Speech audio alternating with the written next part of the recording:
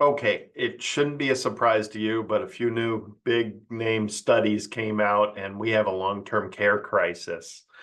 The reason it shouldn't be a surprise is many states are actually trying to implement their own social version of long-term care, the Medicaid for long-term care, and everybody's paying for it in some of the coastal states. So we want to talk about this long-term care crisis and figure out, how it applies to you and everybody else out. Very important that we have a plan for this. So the long-term care crisis, let's talk about some of the basics here. Americans are increasingly anxious about affording long-term care. I don't blame you.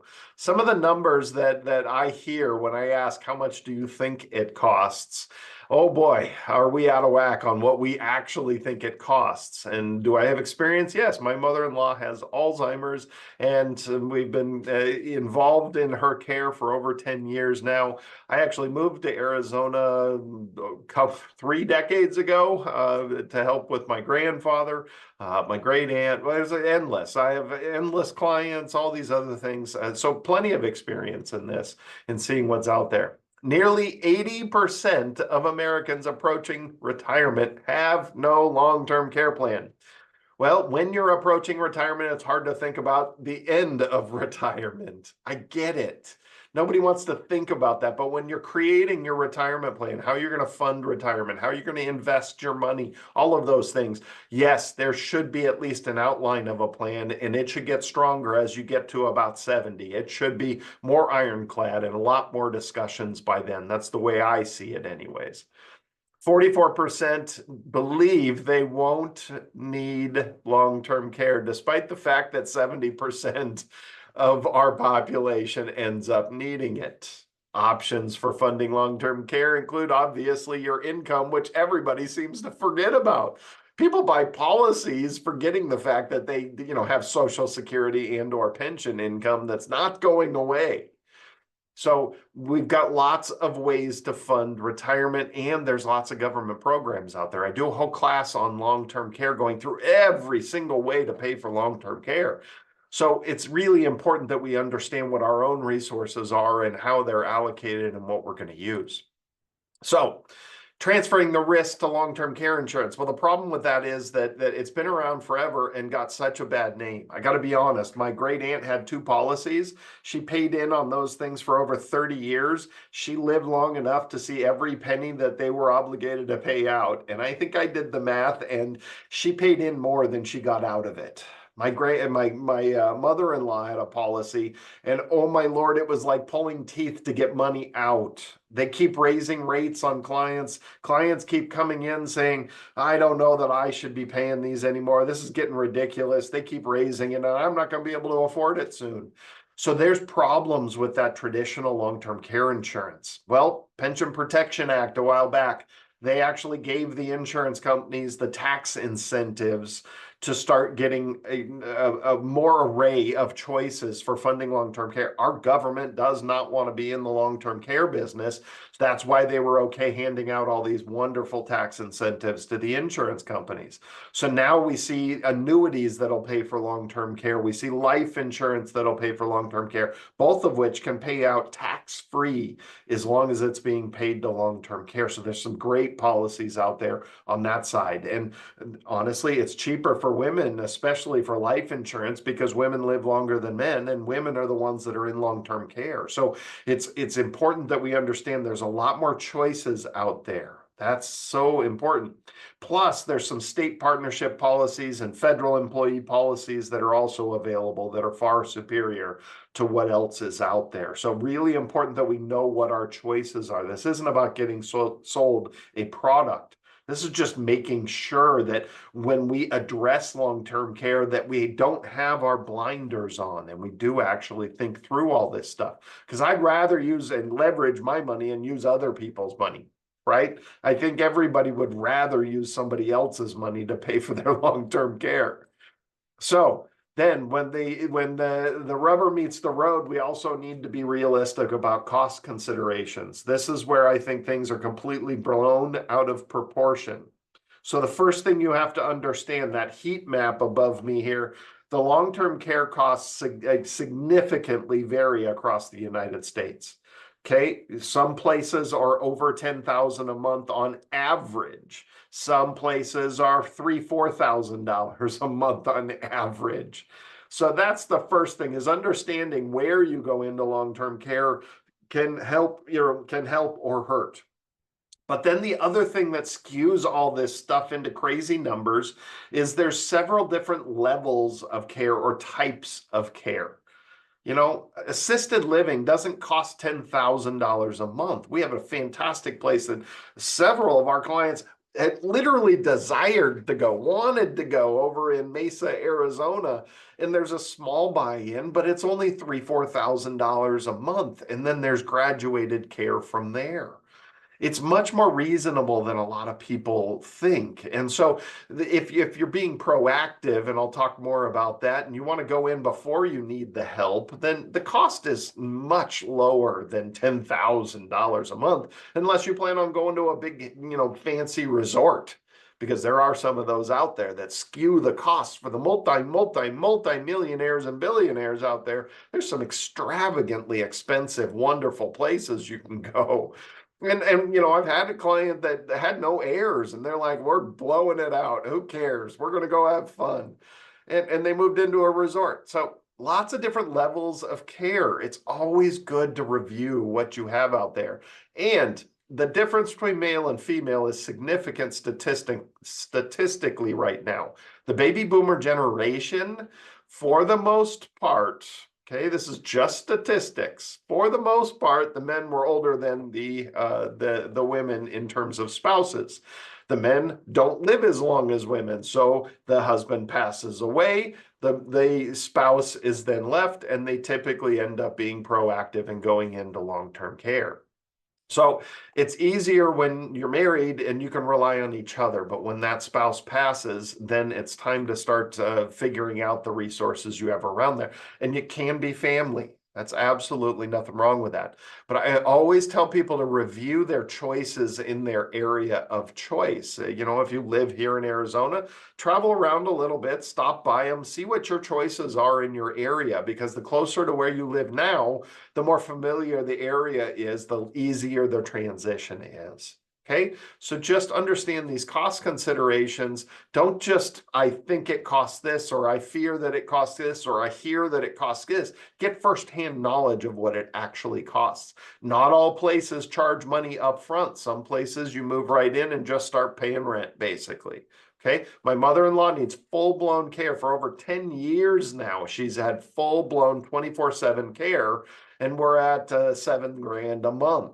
Okay, no upfront costs, private room, personal care, day in and day out. It's a wonderful place. So there's lots of different choices. So it's very important we have that perspective.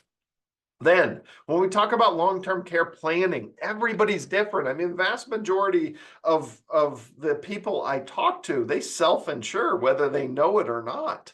And that should always be part of the conversation. But at the same point, if you care what your heirs get, why self-insure? Leverage that money. Get a life insurance policy that also covers long-term care, because it's much better to use other people's money, especially when it's tax-free. So the first thing I always talk about is being proactive or reactive. Okay, single people that don't have family around them should be proactive.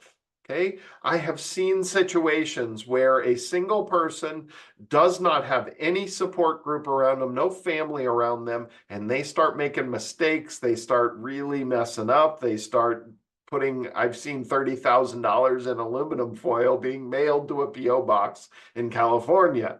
I've seen a lot of issues out there beyond that. So understand, if there's nobody there that can say, okay, it's time to move into a long-term care facility or assisted living, then it's important that we get proactive so we don't get put in a home. We don't get put in danger.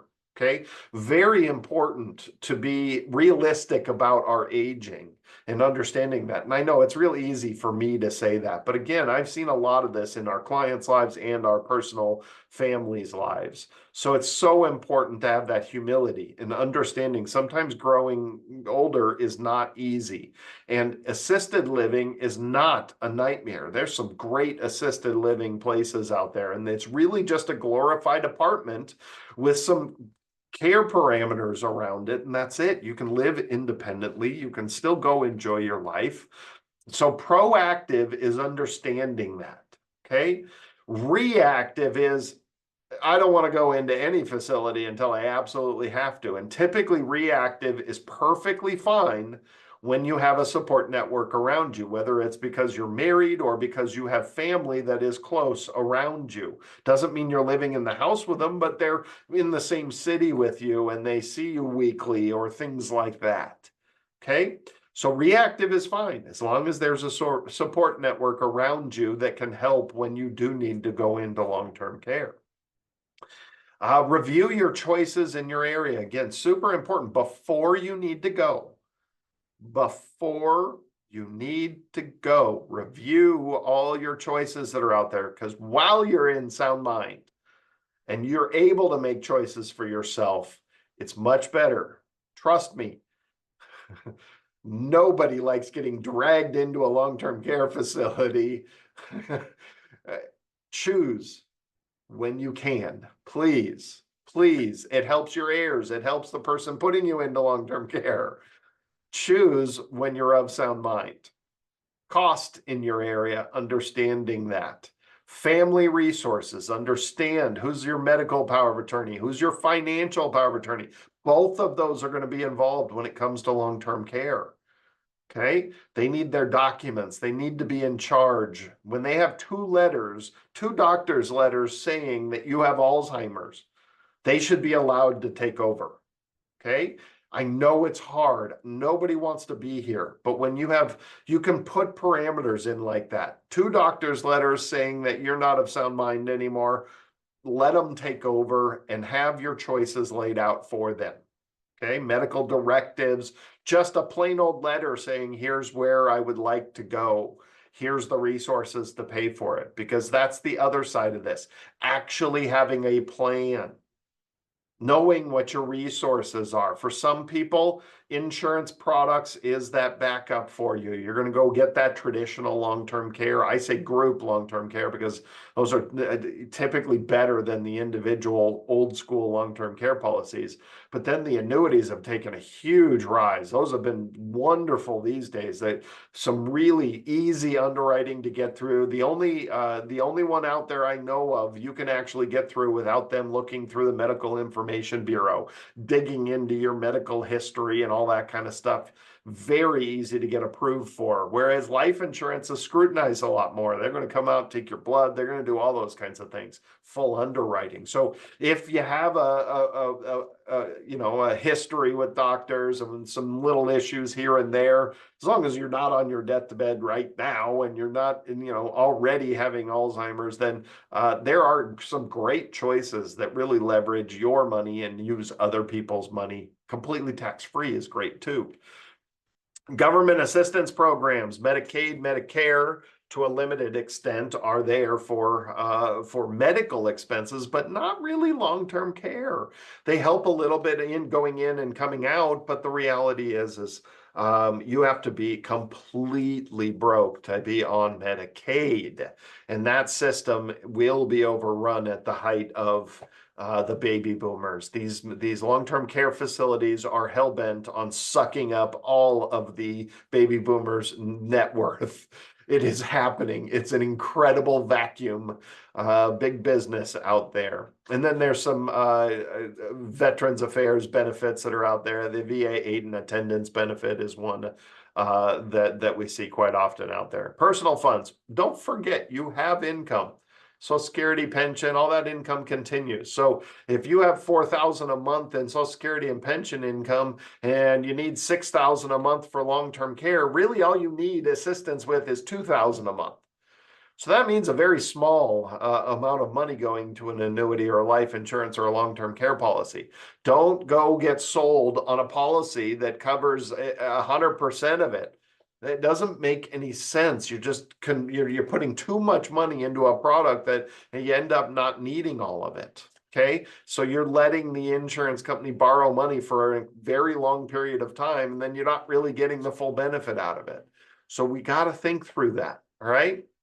Personal funds like equity. That's the other thing. The reason why a lot of people actually self-insure, if you look at the statistics on it, you look at the income that you have plus the equity in your house, you typically will be able to afford 2-3 years in long-term care. And what's the average stay? 2-3 years, 2 for men, 3 for women. That's the reality of it. Between the equity in your house that you don't need anymore and the income you already have coming in, you probably can afford it. But again, that question is, do you care about what goes to your heirs? And, why not use somebody else's money tax-free? And the other self-funding choices out there, reverse mortgages can be handy, especially if you're trying to stay in the home and you want to pay for care to come in your home. I just caution people on that. If you are lucid and of sound mind, but physically you're struggling a bit, in-home care is great. But if you're not of sound mind, unfortunately, there's too much fraud and difficult issues out there. People getting taken advantage of in those in-home cares. I am leery of them and concerned about them. I actually have a client that at the end of her career was doing that. She was a at-home nurse, and scary stories. And I've seen it with a few clients inviting people in. They go through 2, 3, 4, 5 people before they find somebody that they trust, and they got to pay up for them. So be careful about the in-home care out there as well. It sounds ideal. Just make sure you're of sound mind, able to pay attention to things around you, and then that can still work. All right. I hope that helps. There's a lot around this whole long-term care. I do conduct a full class all on long-term care and planning and all the products and how to pay for long-term care. Go to fpfeaz.org.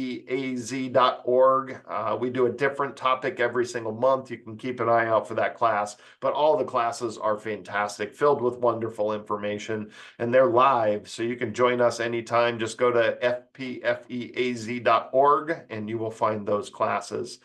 Your investment counselor, if you want to meet with me for any reason, I have no problem. I love talking about long-term care and planning and all that. I've got plenty of experience on it. Sometimes coming up with a written plan for long-term care is a good idea. It's important that you understand your own resources, because it'll actually help you go enjoy your retirement. That's what I've found is that 60 to 70-year-old range. When you actually drill down into a plan, it then says all this other money that we have, we're free to go spend it. It helps you go enjoy your retirement. There's too many people that are sitting on piles of money worried about long-term care, and that money never gets spent. So you never got to enjoy that money that you saved so you could enjoy your retirement. That was the whole purpose. So this can help. Maybe not right when you retire, you're focused on other things. You should have an outline in there. We should have an idea of how to pay for it. But then once you get into retirement, between then and 70, it's a good time to really start drilling down some details on this. You want to be proactive on what you're going to do so the choices are yours, not somebody else's against your will. All right, give us a call if we can help out in any way, or yourinvestmentcounselor.com. Always happy to meet new faces out there. I help people all over the place, any state, any country for that matter. It's a lot of fun going through that type of stuff. All right, hope to see you next week. Again, subscribe. We got new videos out every single week. Thanks again, everybody.